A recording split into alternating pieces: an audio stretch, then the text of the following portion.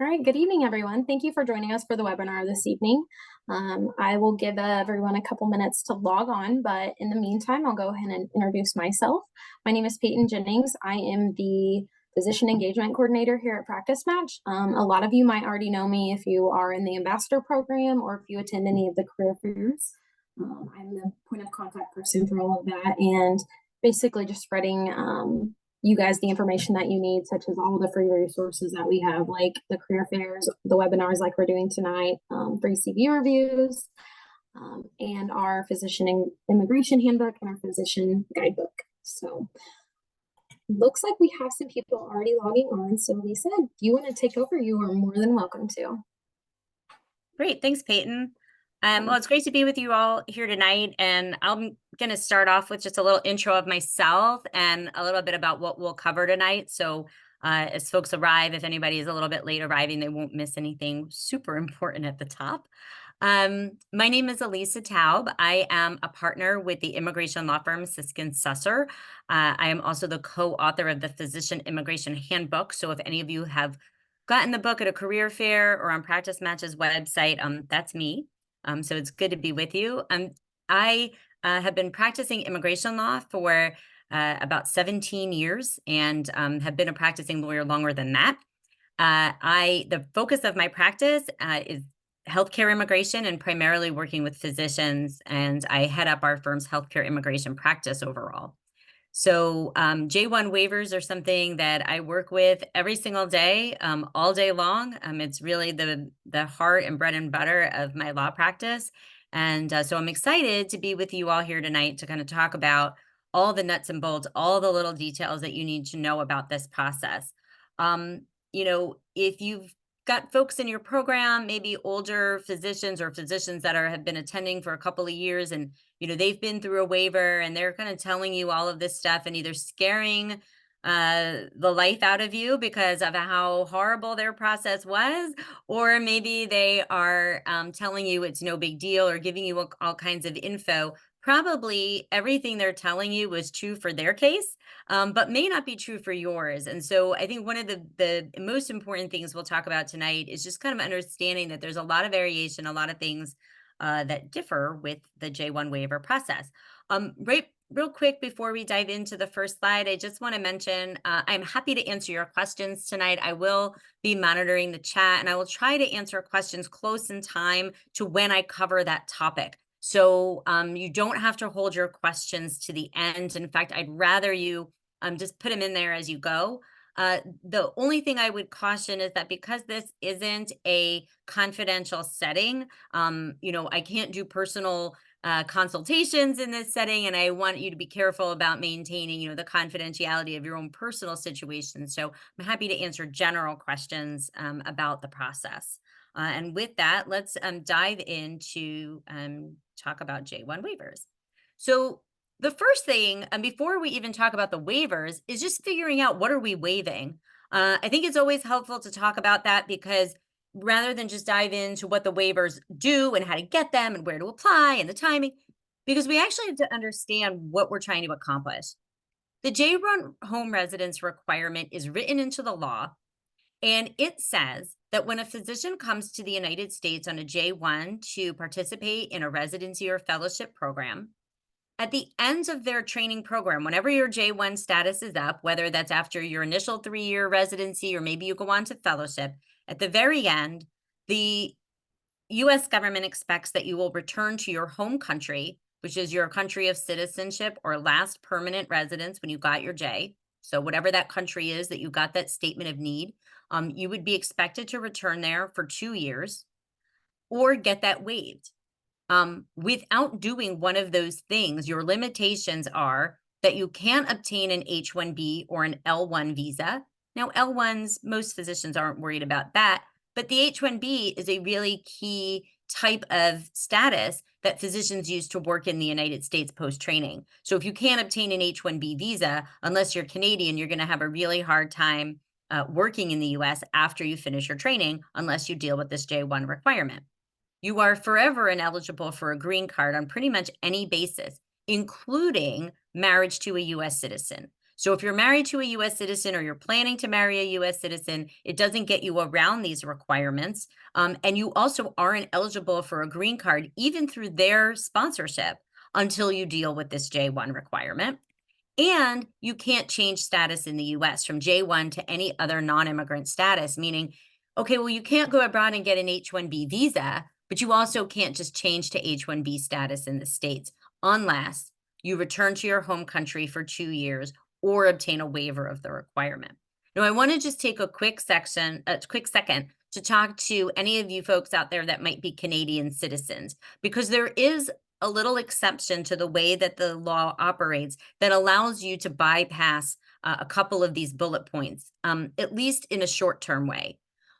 Canadian citizens do not need to obtain visa stamps at a U.S. embassy or U.S. consulate abroad before you come to the United States in whatever status it is, right? Whether it's as a visitor or on an H-1B or J, right? You never have to go to a U.S. consular post for a visa. So that first bullet point doesn't apply to you, which means, okay, well, you still can't change from J-1 to H-1 in the United States due to bullet point number 3. But if you were to leave the United States and come back in using an H-1B approval notice, that works. So you're thinking, well, great, I don't need a waiver, right? Because I can get an H-1B potentially without the waiver and just tag up in Canada and come back to the States. That's true, but it still does not dispense with the home residence requirement, because as we know, the only way to get rid of this home residence requirement is to fulfill it or obtain a waiver. Now, sometimes Canadian citizens will live in Canada, commute to work in the United States for 2 years, and in that way fulfill the home residence requirement by living in Canada and commuting in using this little exception in the way the law works. And that's great. That works wonderfully. But those folks are actually complying with the requirement, right? They're just not getting a waiver. There's no way around fulfilling or getting the waiver, even if you get the H-1B first. So it's really important, if your employer is talking to you about maybe applying for an H-1B before the waiver, that might be a great option. You want to know, when are we applying for the waiver? What is my next, what's that next step? How are we going to clear this J-1 hurdle?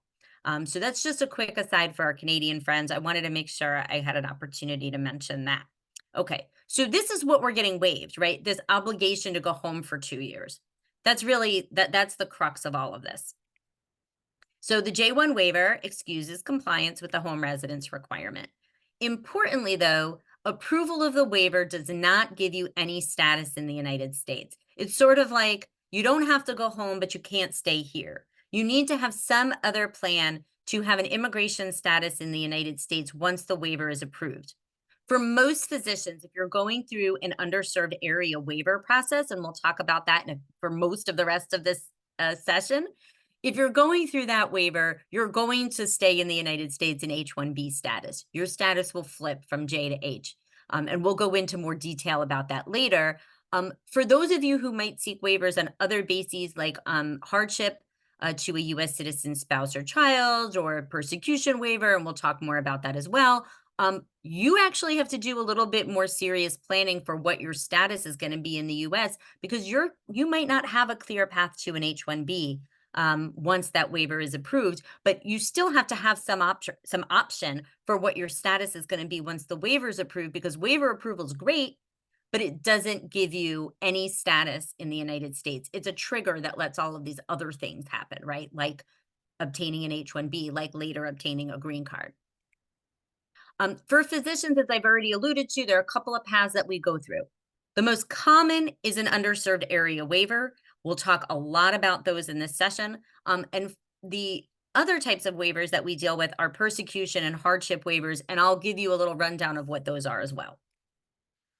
Notably, no objection waivers, if you've heard of those, they do not do the trick for physicians. It specifically says in the law that they are not applicable for doctors who are subject based on doing a residency or fellowship in the US.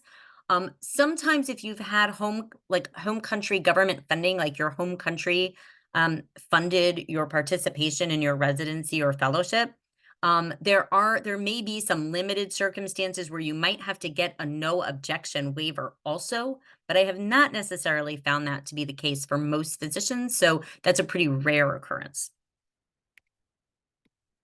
So let's talk a little bit about the underserved area waivers, just as a general matter. I'll introduce this concept to you. Then we're going to talk a little bit about what the persecution and hardship waivers are. And then we're going to come back and go into more detail on the process and of how the underserved area waivers work.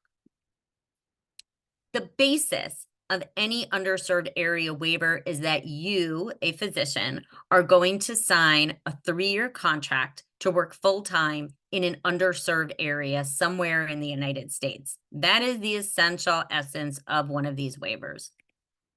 There are in the big picture, 2 pathways to get one of these waivers. One is to go through a state's Conrad 30 program, and the other is to go through an interested government agency. These are agencies of the United States federal government that can issue waivers in unlimited numbers. The Conrad 30 is the program through which every state can issue 30 waivers a year to physicians who qualify. And when I say per year, I mean the federal government's fiscal year, which runs October 1st through September 30th. We're not talking about the calendar year for any of these applications. We're always talking about the fiscal year. I want to give you a little rundown. I'm going back to the last slide. There's a lot of acronyms there, right? And you're like, how are we supposed to know what those are? Well, on the next slide, we're going to go over those programs in a little bit more detail so I can give you an idea of what their coverage is. So we first have the DRA, the Delta Regional Authority, and it covers parts of the listed states. You can be a specialist physician or a primary care doctor, doesn't matter. And you can be in pretty much any kind of underserved area, a primary care HPSA or an MUA or an MUP. And I'll talk a little bit about that in a few minutes, what those underserved area designations are. We have the ARC, which is the Appalachian Regional Commission, which covers a different area of the country. Also will cover specialists or primary care. For them, you can only be in a primary care HPSA, even if you're a specialist. As I said, we'll talk about that in a minute. The ARC is a little bit longer and slower of a process than some of these other agencies, but still a really great option if you're looking at a state like New York that got over 50 waiver applications this year. If you're in a county covered by the ARC, New York's going to require you to apply through them. So you want to know that that's a viable and good option for you. The SCRC is the Southeast Crescent Regional Commission. Notably, it covers the entire state of Florida. So any underserved area in the state of Florida would be covered under the SCRC. Again, specialist or primary care, HPSA or MUA, doesn't matter. And then there's a new agency. Their program went live on December 5th, 2023, that covers parts of New York, Vermont, New Hampshire, and Maine. It's called the Northern Border Regional Commission. When they first opened, they were only doing primary care applications, but now they've opened up to specialists as well, and they'll cover both HPSAs or MUAs. So also a really great potential option up there. And I also wanted to mention about HHS. They're not listed on this slide, but they were on the last one.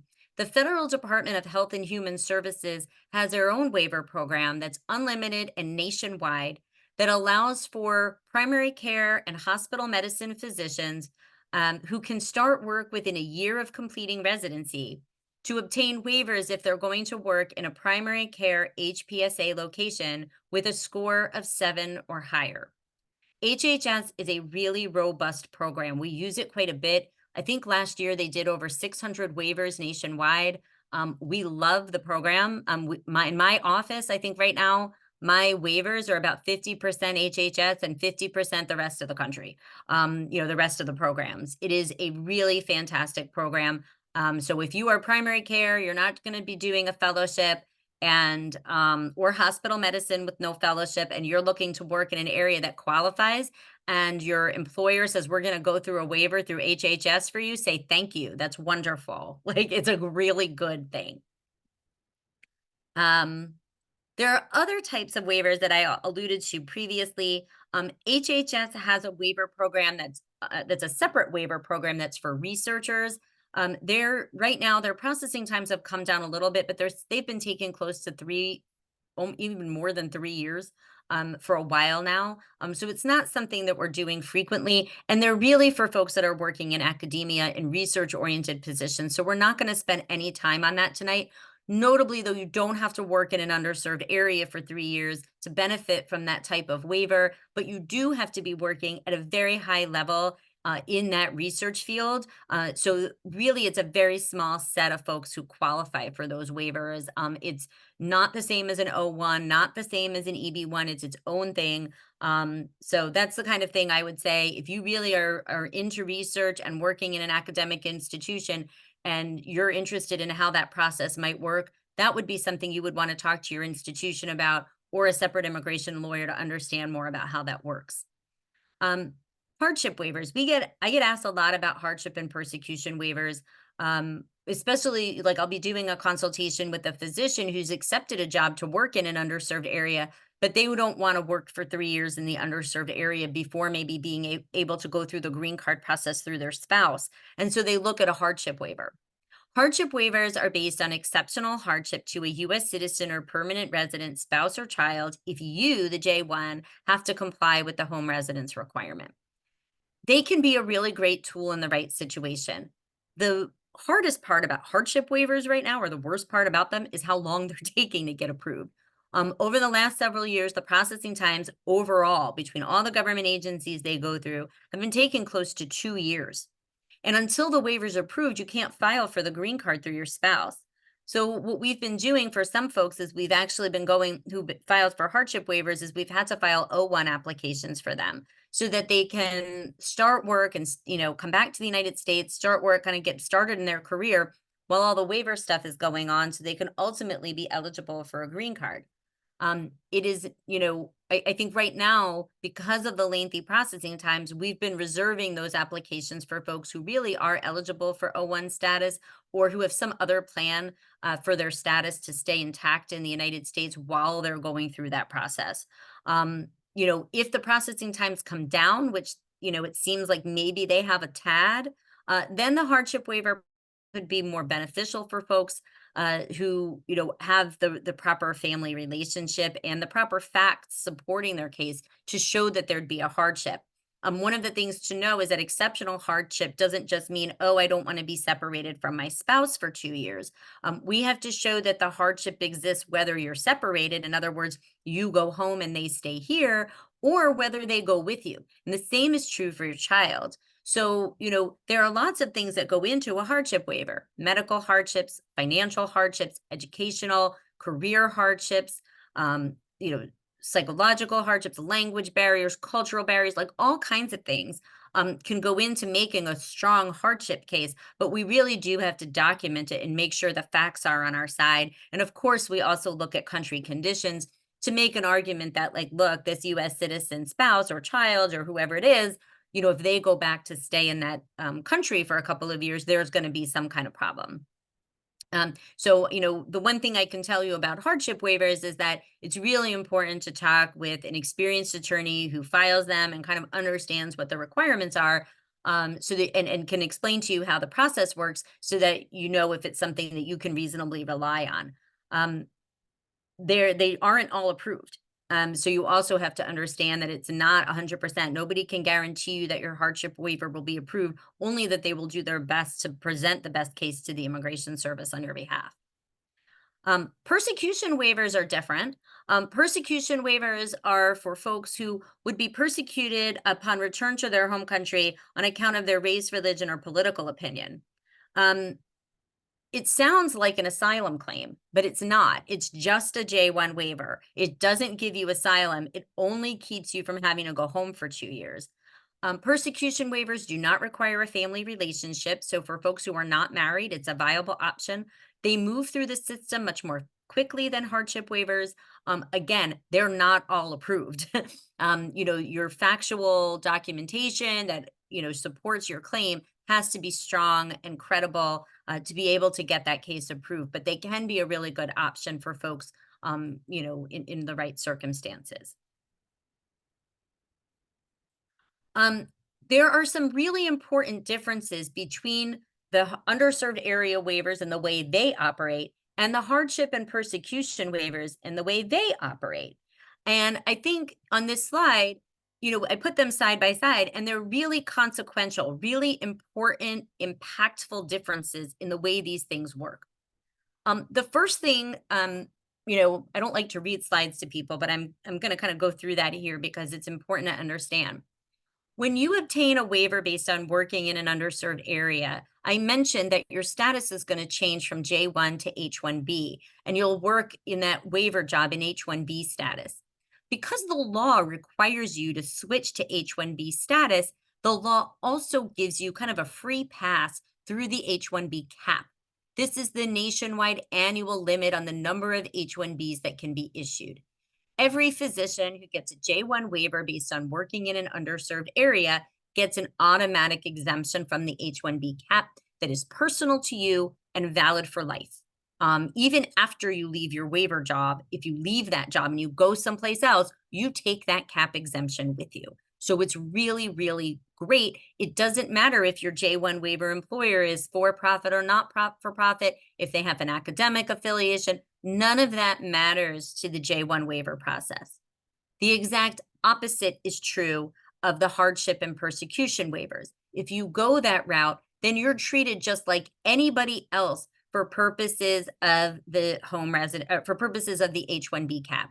So it's really important to understand that then you're not having to go to an underserved area for 3 years, but you might have to be a little choosier about looking for a job at an academic medical center or something like that, as opposed to just going to work anywhere. Unless maybe you're eligible for O1 status as somebody who has extraordinary ability in your field, that could be an option. But it's really important to plan carefully for what your status will be post waiver when you go the hardship or persecution route.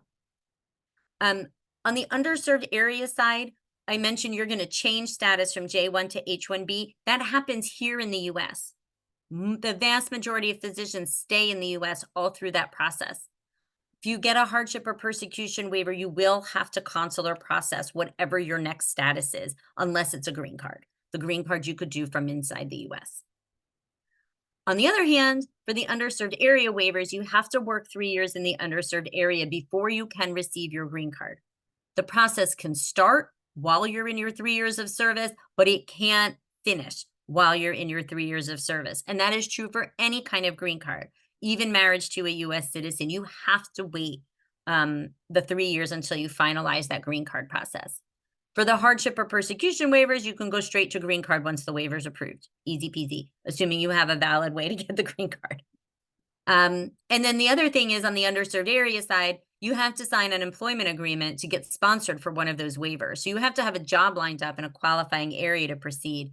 With the hardship or persecution waiver, you sponsor yourself from that. Your employer's not involved. You don't need to sign a contract in advance. It doesn't alter where you're going to work. So really, really important key differences.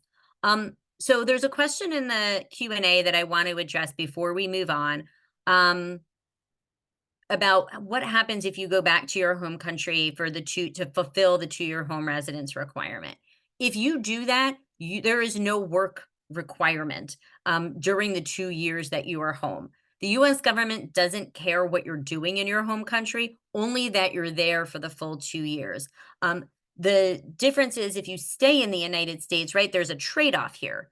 You can go home for 2 years, or you can stay here and work for 3 in an underserved area so that you don't have to go home, right? That's kind of the bargain that's being struck. So if you're here and you're working pursuant to a waiver, it depends on the program. Some of them do have compliance requirements, and you do have to show what you've been doing for those 3 years. But if you go home for the 2 years, you don't have to provide any of that documentation. You will have to document that you were there, right? So if you do have a job in your home country, that's great. Those documents can be helpful just to show you were there. But like I said, the U.S. government isn't going to care what you were doing during those 2 years.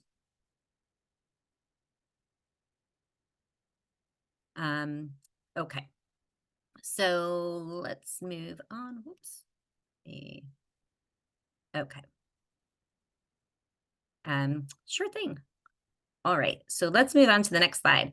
So just to kind of give you a little orientation, right? We talked about what is the J-1 home residence requirement? What is a waiver? What are the kinds of waivers that exist? And, kind of some of the parameters of those waivers, just in very broad general terms. And oh, I should mention, okay, so that's a good question. If you go home for 2 years, when you come back to the US, you're just like everybody else.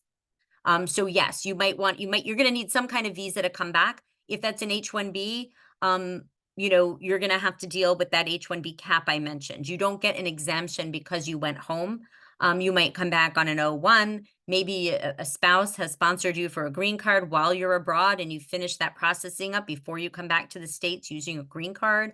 Lots of different ways that can play out, but you will need some kinds of visa to come back to the United States after fulfilling the 2 years. And like I said, you're like everybody else. The government's just happy you fulfilled the requirement. But after that, there's no like perk, immigration perk that you get from that. On the changing jobs, there's a whole slide about that. We're going to get to that later. Okay, so let's talk about the basic requirements for underserved areas. We already talked about, 3 years full-time in an underserved area. And I alluded to the different kinds of underserved areas that exist.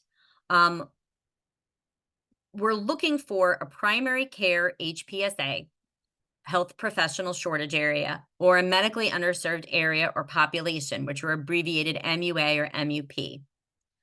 Don't let that primary care modifier scare you if you're sitting here in a fellowship right now with like contracts in front of you and everybody's telling you, oh, sure, the location you're going to qualifies. It probably does. Primary care HPSA just refers to the fact that when the federal government does the research to determine if the location is underserved, they're looking at a ratio of primary care health providers to population. That's it. They're not taking specialists into account. The primary care modifier doesn't tell you who's eligible for a waiver. These underserved designations are used for way more than just J-1 waivers. But these are the designations that you're looking for. And that link that I provided there, that URL, is where you can go and you can put in an address and you can ask it, okay, like I could put my home address in or something and say, do I live in an underserved area? You can pretty much put in any address in America and it will tell you if it's underserved. You also can look if a particular facility is underserved, if it might be a community health center or a rural health clinic or something like that, and the facility itself has a designation. As I mentioned earlier, every state, if you're talking about Conrad 30, every state has the ability to grant 30 waivers a year to doctors who work in underserved areas. There is something called a flex waiver that is available to physicians who might not be working in an underserved area, but where the facility draws patients from underserved areas. The states that use them have the ability to give up to 10 of their 30 waivers to flex doctors. And not every state use them. I can think like off the top of my head, Texas doesn't use them. I think Missouri doesn't use them. Arizona, like there are some states that just absolutely will not do flex waivers. And then there are other states that will. New Jersey tends to use all 10, Arkansas, Kentucky, some of these states, Tennessee, they'll use all of their allotted flex waivers. Notably, you can't do a flex waiver if you're going through a federal agency. So if you're looking at a location that's in the DRA's jurisdiction, somewhere here, I'm in Memphis, Tennessee, and you're looking for a job out in the nice suburbs, you can't do a DRA waiver in the suburbs, right? You're going to have to be in an underserved area for that to go through.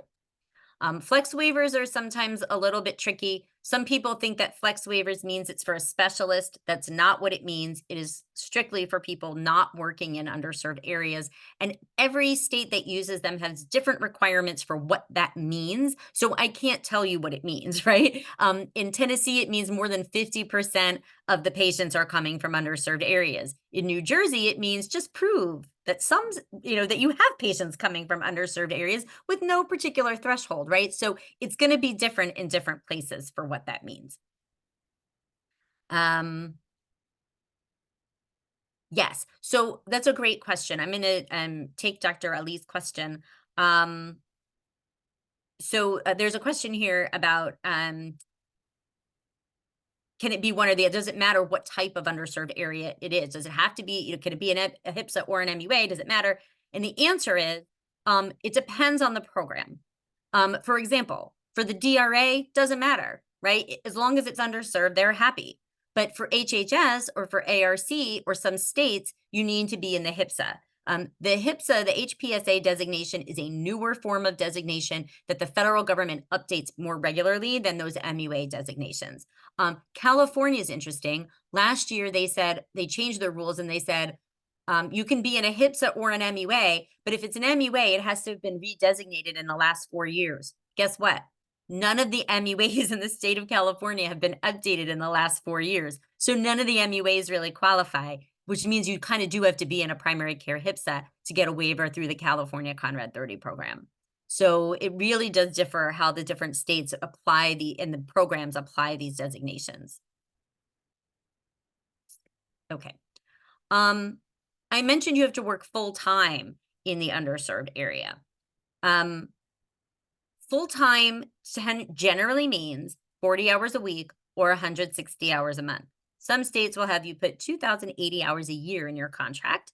It does not include call, travel, or research time or general admin time. Again, some of that's going to differ by program in terms of what they want you to actually say in your contract. I know there are some specialties, specifically emergency medicine, where a 160-hour a month commitment is higher than what is normal. There is these requirements aren't, by specialty, they're not flexible. So when we say full-time, your contract has to meet the letter of the law. The government won't recommend the waiver unless it says you're going to work 40 hours a week or 160 hours a month or whatever the requirement is. How you and your employer get there is another story. Ideally, this is, time spent in patient care, but charting, transitioning patients between shifts, waiting on lab results, things like that that directly relate to the care of your patients all can count toward those hours. I'm not going to be able to get more specific with you than that during this call or during this presentation. The first thing is that I'm not a doctor, so I can't think of all of the myriad things that you do during a day and answer whether that would be patient care or not. The other thing is that there aren't really great answers to the question, right? It's not written anywhere. So a lot of times, if my clients come to me with these questions, we have to take them on a case-by-case basis and decide, what's appropriate. Okay. Oh yeah. And then everybody's contract. If you are applying for an underserved area waiver, you are going to have to say in your employment agreement that you agree to start work within 90 days of when your waiver is fully approved. If you make that agreement, you have complied with the rule. This is not an absolute requirement to start work within 90 days of when your waiver is approved. This year, I had waivers approved in December. My clients were not starting work in January, February, and March, right?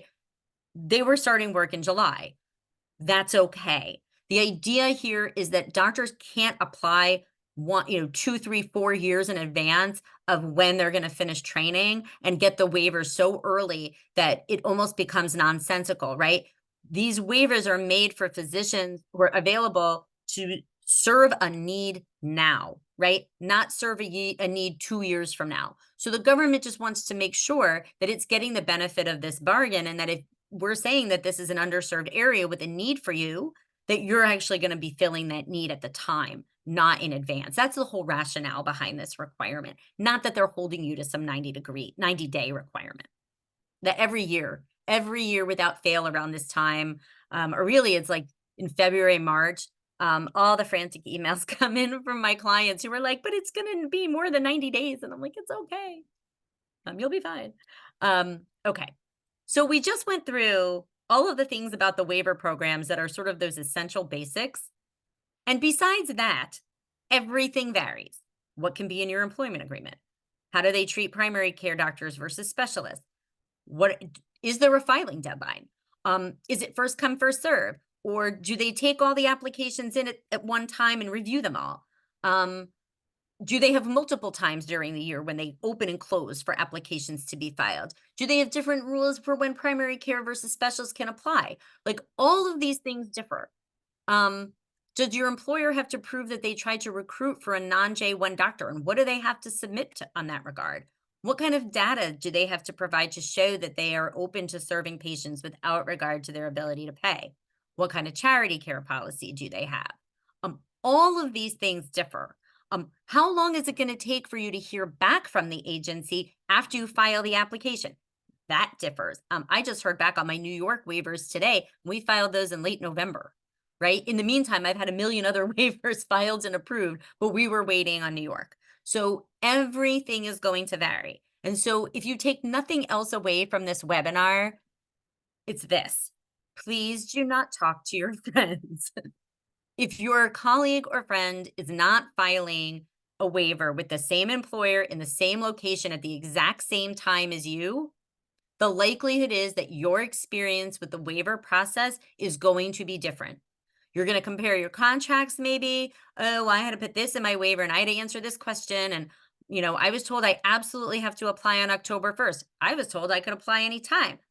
Everything is going to vary. And, I think for your own mental health and feeling comfortable with the process and knowing that things are being done correctly, you have to just acknowledge that everything is going to differ between the programs. And once you kind of get that and you understand it, you can kind of just let that process take you along. It's just a really important thing to understand. Okay. I mentioned that the terms of your employment agreement might be affected by the waiver. I mean, they will be affected by the waiver. I'm not going to spend a lot of time talking about contracts tonight, but here's a rundown of the things that could vary in your employment agreement. And in addition to all of this, you may have to say something like, this contract may not be amended without the express, approval of such and such a waiver, program or, whatever it is. There are lots of variations in contracting. You might go to a state like Illinois, I think Illinois, that now I have to think about that. No, Indiana, that may be okay with a non-compete. You might come to a state like, I don't know, New York, or, pretty much almost all other states that really don't want you to have a non-compete. You might look at an HHS waiver, which doesn't allow termination without cause during your first 3 years. You might look at the DRA and they don't care about termination without cause. Lots of different variations in the employment agreement realm. Usually what I do with my employer clients is I review the contract before it's sent to the doctor so we can deal with this all before the contract's signed. But sometimes the contract is signed before my involvement, and then I'll go ahead and we'll do an amendment to fix all the things we need to fix before we file the waiver application. All right. So how does the waiver process work? Okay. There are about 6 steps to this process. The first step is we're going to file something called a DS 3035 with the U.S. Department of State. The DS 3035 is this initial State Department application that opens a case file for you with that agency. You'll see where that becomes important in a minute. After we file the DS 3035 and we get that case number and we put it on every single page of your waiver application, we submit your waiver to the appropriate agency that we're asking to support your waiver initially. Of course, before this, we've sent intake to you and your employer, and we've kind of gone through all the document collection and information collection process, right? And that takes some time. Case gets to the initial government agency, they review your application and whatever their time frame is going to be, and they recommend the waiver and send it back to the U.S. Department of State. Now, I should mention this waiver process is the same both for underserved area waivers and your hardship and persecution waivers. It happens all the same way. So, in that case, the initial agency that you're asking to recommend the waiver is USCIS. That's where you make your initial proof of hardship or persecution is on an application to USCIS on a form called an I-612, and then you provide all of the supporting documentation along with that I-612 form. So that would be step 2 in that case. Then the USCIS or whatever other agency you've asked for the waiver, when they preliminarily recommend the waiver and say, okay, good, we're good with this, they send it to the State Department. The State Department is going to match up that application with your DS 3035 file. You should know that the State Department's operations right now when it comes to waivers are almost entirely analog. They're old school, hard copy of papers, data entry into a computer system, nothing is electronic. So it takes some time, like between when the initial agency recommends your waiver and when it shows up on the Department of State's website, it could be 3-4 weeks, just because it's being mailed places and processed in somebody's office, on a desk, like in hard copy. I know that is shocking. It's still shocking to me when I say it, but it is not digitized. So keep that in mind. So it'll go to the Department of State, and that's why it'll take about 6 to 8 weeks to hear back from the State Department. In most of your underserved area waiver cases, the State Department is going to recommend your waiver without a second thought. As long as the documents are there, the initial agency forwarded everything on appropriately, State Department's going to recommend that waiver in most cases. Every now and again, there's something missing from the contract or the state didn't provide something along the way, and the State Department comes back and asks us a question. But that really happens, infrequently. Most of the time, what we're waiting on is a recommendation letter. Once we get that, the Department of State then transmits your case to the Immigration Service, and the Immigration Service will issue a receipt, and ultimately they will approve the waiver. That also, the processing time there varies greatly, probably like 4 to 6 weeks at that point. Something like that. Could take a little longer, could take a little less, but that's a good estimate. And then at the end, if you're doing an underserved area waiver, this is for sure, your employer is going to file a petition to change your status from J-1 to H-1B. In my office, we usually start that process at step 3. So when I know that the initial government agency is going to recommend your underserved area waiver for approval and it's on its way to the State Department, we start preparing the H-1B with the idea that when we get to the end of the process, we've got all the documents and we're ready to go. One thing to know, and I don't know if I mentioned this before, but also in order to get that H-1B approved, you need to have a full unrestricted medical license to practice medicine in the state where you're going to work. So sometimes the whole waiver is approved and all we're waiting on is a medical license to be able to go to the next step. So I usually tell folks, like, if you sign a contract, probably the next thing you should start doing is looking into the licensure process in your state, while the waiver process is getting going, because most programs require us to submit your medical license or not the medical license, sorry, your medical license application along with your waiver application. It's a required piece of evidence. So if you apply for your license early on, that'll keep that from being a drag on the process. I will say I and most other immigration lawyers do not handle medical licensure applications, so I can't answer questions about licensure. That is, I know just enough to be dangerous on that topic. Okay, so this gets back, somebody had asked a question here if they can change jobs during the 3-year period. And the answer is yes, but it's complicated. The most important thing to know about changing jobs during the 3 years is that when you get that waiver approved, the government's expectation is that you are going to work all 3 years in that job. If you need to change jobs during the 3 years, you are going to have to make a showing to the government that there are extenuating circumstances that require you to make that change. And that can be a relatively high burden. It can't be, I don't like the job, I don't like the climate of the state I'm living in. The altitude is making me sick. I'm telling you things that I've been told. I took a job as a nocturnist and I don't like working nights. These are things that won't work for extenuating circumstances. It's got to be something that really forces your hand, right? I have no choice but to change jobs. There's something really bad going on. It can be you got laid off for no fault of your own. It could be that your employer's violating your contract. They're not paying you enough. You're not doing the right kind of work. There's something bad going on in the workplace. It can be that there's abuse going on in the workplace, right? There are myriad things it could be. It's going to have to be documented.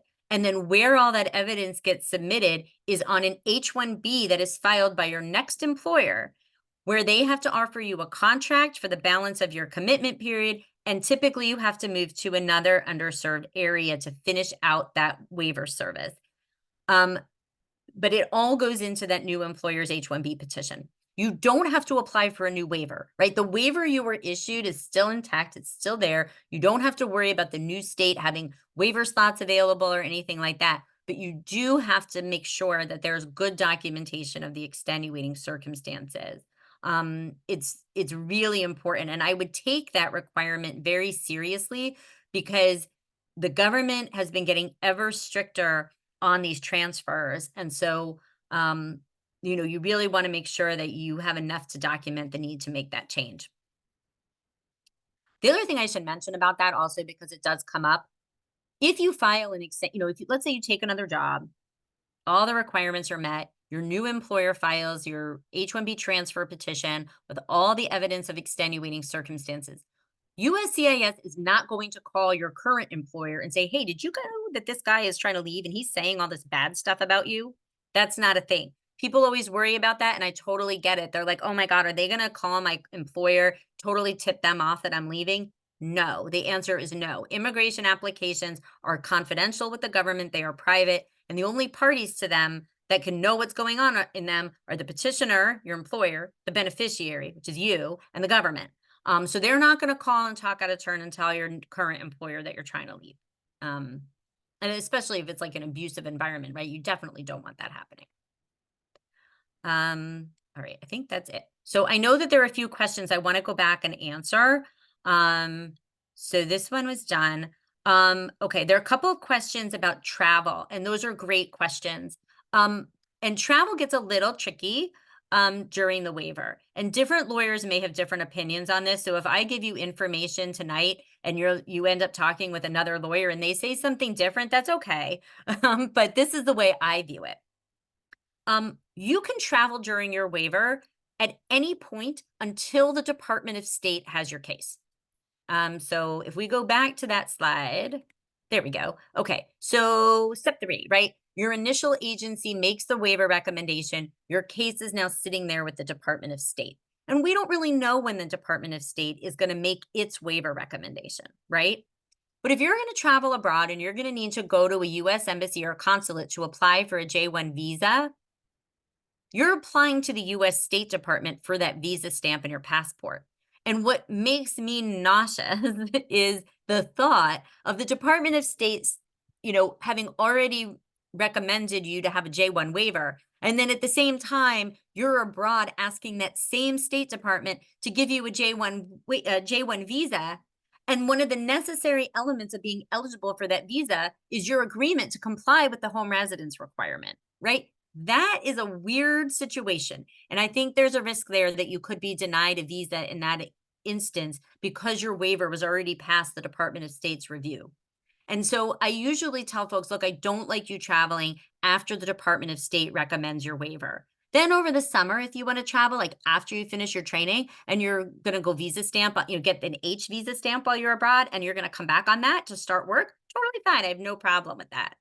At the initial agency stage, step 1, step 2, and you want to travel to your heart's content. I have no problem. It won't interfere with the waiver. Even if it's already pending, you could travel. It's not a problem, right? It's only when we get to the Department of State that I get a little queasy. So that is my general recommendation on that. And I knew there'd be a Canadian. So for Canadians, it's a little bit more wishy-washy. It still makes me a little nervous, right? Because you're still going to be inspected by a CBP officer. They may or may not know what's going on in the background. Like if your case is at USCIS and they see somewhere in the system that this waiver's out there, they could give you a hard time. But I think the risk is a lot less for Canadians because you don't have to go for visa stamping. So I think you may have a little bit more flexibility in the timing of your travel. I would definitely talk to your own immigration lawyer, though. Like if you have, if you're kind of in the thick of a J-1 waiver application and, you're like, oh, I've got to go, I've got to go home to Toronto this weekend. There's something big going on, whatever. Like I would definitely in the moment talk to your immigration counsel about that just to make sure that they're aware you're traveling and that they can, if there's anything going on in that moment that they want to advise you about, that they have the ability to do that. Okay. So, yeah, I mean, and I think it's the same thing with the, that you have a stamp to June 2025 already. And, you want to travel. It's the same thing as Canadians. I think the risk is a little bit less if you already have a visa stamp, right? Because you're not going for that visa stamping. You're not going to the Department of State. You still have to be inspected by a CBP officer. So there's still that outside risk, but I do think it's a lesser risk if you already have a visa stamp. Okay. in terms of HHS waiver, research waivers, yes, you can do an HHS research waiver if you are a physician. Typically, those waivers have to be sponsored by an academic institution. And one of the essential parts of that waiver is showing that your research is at a high level, that you are essential to that research. Basically, like if you were to leave the institution, that research at that institution would end.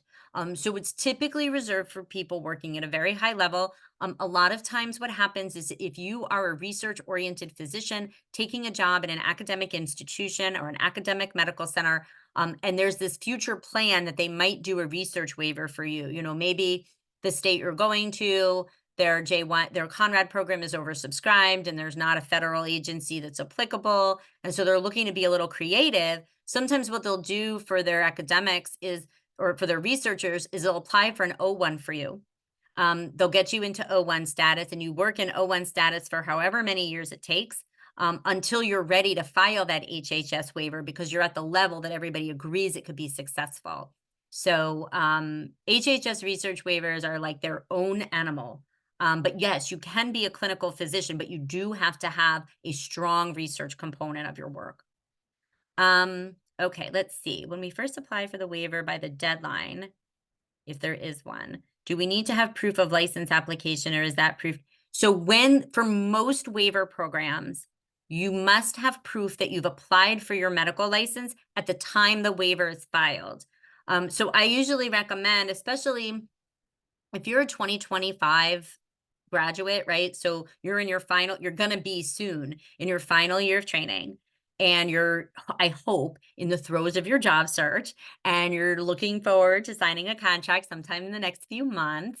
For those folks, my universal recommendation is when you sign a contract, apply for your medical license, right? You don't need the license to be issued to get the waiver. You just need to have filed for the license. You do need the license to be issued by the time you get to H-1B petition time. And that's something that can be managed. And there are different ways that happens in a lot of different states and programs. So, I don't want to get too far into those details, but, definitely, I would say applying for your license, close in time to when you file or when you sign that contract is going to keep you in a good place time-wise. Timing. Oh, such a great question. Okay. When is a good time to apply for a waiver? For most physicians, you are looking at applying for a waiver in the fall of your final year of training. So if you are a 2025 graduate, your sweet spot for applying for a waiver is going to be the fall of 2024. When exactly is going to depend a lot on where you're going to sign for a job, right? If you're looking at Texas, you're going to have to file for your waiver within the first couple weeks of September because that's the only time during the year that program will be open and it will fill during those few weeks. If you're looking in New York, you have to file sometime in October or November. If you're looking in Illinois or Kentucky, it's just October. But if you're applying through the DRA or HHS or Nevada, or, you could apply anytime because Nevada never fills all their waivers and neither do the federal agencies, right? So when exactly you apply is going to be dictated a little bit by when the program opens and closes. And I will mention Georgia still, I think, is only opening for the month of August. So for Georgia Conrad 30 waivers, you really have to be very early. All of that aside, as I mentioned, the sweet spot is applying in the fall. So if you want to apply somewhere in October, November, or December for your waiver, really into January, you probably would still be okay with a July 1 start date.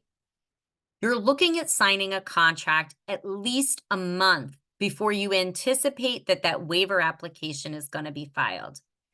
If you want to file at the very earliest time, you want to sign a contract over this summer, maybe by August into early September. If that's not possible and you sign a contract in November, totally fine, right? Your waiver will probably be filed the following month. It happens every year. And I will tell you, we have a very busy waiver practice. I'm still preparing waivers now, and we're in May for people who are finishing their waivers this June. It happens, right? Sometimes you apply for a waiver in a state and you don't get it because New York this year got like 58 applications and they can only approve 30. So there are a bunch of people that aren't going to get their waivers in New York this year. That happens. Um, it happens that, a job might fall through, or it happens that you're offered some contracts and they're not really what you want. And so all of your best laid plans for when you're going to sign a contract don't work out. And you're sitting there in December or January or February, and you finally have a contract that looks good to you and you sign. That's okay, right? The timing is largely dictated by what program you're going through. And so, like I said, we file waivers year round in my office.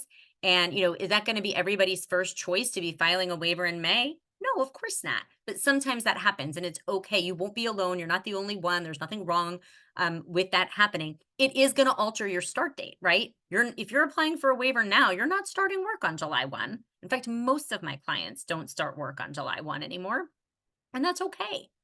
Um, Back in the early days of my practice, almost every single contract I saw had a July 1 start date. Um, but that doesn't even give you time to move, right? You don't even get a day off for that. Um, you have a 30-day grace period that after your training period ends, right? So if your DS 2019 expires on June 30th, you have a 30-day grace period that extends after that, where you can stay in the US, not work, but you can stay in the US. That gives you time to travel, to move, to get yourself set up in a new place. And so it's much more common for me these days to see July 31st start dates, August 1st start dates, things like that. Sometimes people want to start work after boards. That's okay. And a lot of times those folks will file for J-1 extensions to take the board exam and to bridge that time so they can stay in the States, study, take the board exam, and then start work. So that is a pretty common pathway these days. The days of everybody wanting to start work on July 1 are pretty much over. So I think it really, just looking back at some of the questions, in terms of competition and how hard it is to get a waiver, you're 100% right. It depends on the location. The most important thing is to look for a job that can support the waiver. Your employer and their immigration lawyer are going to hopefully know the system that they're filing in and have a good sense for things are going to be successful. In the federal programs, likelihood of success is really high. In the Conrad programs, it really depends on the program itself, right? If you're applying in a state that doesn't use all of its waivers every year, the likelihood of success is very high. If you're applying in a state that's very competitive and does fill up every year, the likelihood of success is going to be really hard to pinpoint. If it's one of those states that's in between, like, Tennessee or something where like the state might fill, but not until March or April. Well, if you're applying in October, you're probably in good shape, right? So it really just depends on where you're going to be. No, the federal agency programs do not have any limits on the number of waivers they can issue. The DRA, ARC, NBRC, HHS, SCRC are all unlimited programs. We file in all of those programs. Our office actually helped write the initial rules for the SCRC's program, and they've been modified and made a little bit easier over the course of the last year that the program's been in existence. I love the SCRC. The NBRC is really new. I personally have not filed a waiver there yet. I'm hoping to do so in the coming year. Its coverage area is really small. So we have not yet, it's only been open since December. So we haven't had those come our way yet, but we're talking about that with some clients. But yeah, if we have the choice between a federal agency waiver and Conrad 30, we're going to pick the federal agency every time. Like, A, why not? And B, I don't want to take a waiver slot away from somebody who doesn't have the federal agency as an option, right? These, especially with the geographic agencies like the DRA and ARC, they only cover, certain counties in each of those states. So you might be in a county that's covered. That's great. We're going to go through that agency because another doctor might not be in an area that's covered and they might need the Conrad 30. We don't want to try to take one of those slots away, right? So we almost always will choose the federal program if one is available. And I think this last question, and then we'll have to stop, but this last question about spouses getting waivers in the same place, you're probably going to get tired of me saying this, but it really depends on the location. I would definitely say looking at a federal agency, opportunity is going to be really in your best interest because they're unlimited, right? It really does mean that. Last year, we filed an HHS waiver in July, after the doctor had already finished training. That happens, and they aren't going to run out. So there's no deadline to apply. So if your two spouses looking in the same area, a lot of times going to an area where you both have an opportunity for a federal agency waiver is great. Or look at a state that's underused. I keep coming back to Nevada. There are lots of waivers available. I mean, I've done waivers in the Las Vegas area for a number of years. Utah never uses all of its waivers. So there may be some good opportunities, out west in areas that there's readily an abundance of waivers out there at your disposal, and so some of those states might be good options as well. And I think with that, we are going to end the program tonight. It's my pleasure to be with you all. You guys had great questions. My contact information has been up on the screen. If you go to our website, there's a place to schedule a consultation. You're always welcome to do so with myself or any of my colleagues on our healthcare team, Adam and Megan. Any of us would be happy to chat with you. You all have a wonderful night. All right. Thank you. Thank you everyone for joining this. Sometime next week, this will be posted on our site. After it's done posting, I have to get the link and upload that. So it will be available for you guys to view back just as you watched it this evening. So, all right. Thank you, everyone. Thanks. Bye.